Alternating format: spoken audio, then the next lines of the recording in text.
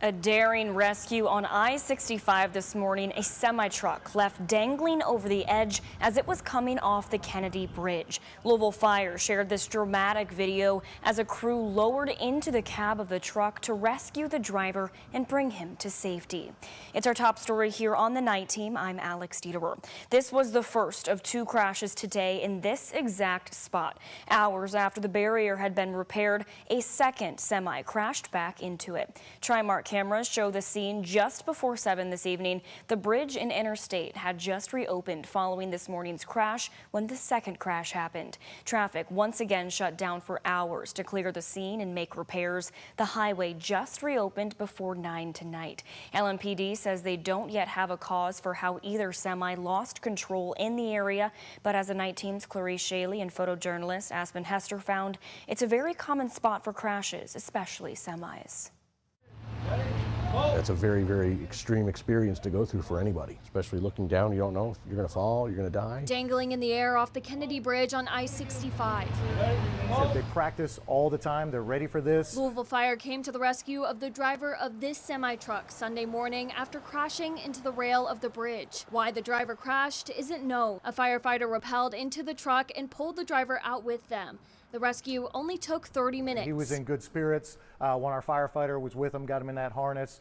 He got out. He actually was waving to the first responders there and thanking people, so he was in good shape. Another thankful survivor in the second Louisville Fire rescue of a semi-truck driver hanging over a bridge. Just over a year ago, it was Sidney Thomas hanging off the 2nd Street Bridge. I mean, it's a similar situation, but not nearly as catastrophic if something went wrong. Jim Knight with Suburban Towing, a company contracted by the city to respond and clean up these crash scenes. No, we're there a lot. Specifically, this area of the Kennedy Bridge going southbound. But it's mostly just an issue that we've had here I've been here for 3 years and we've been there dozens of times. Sunday evening, another semi hit the freshly replaced barrier from the crash in the morning.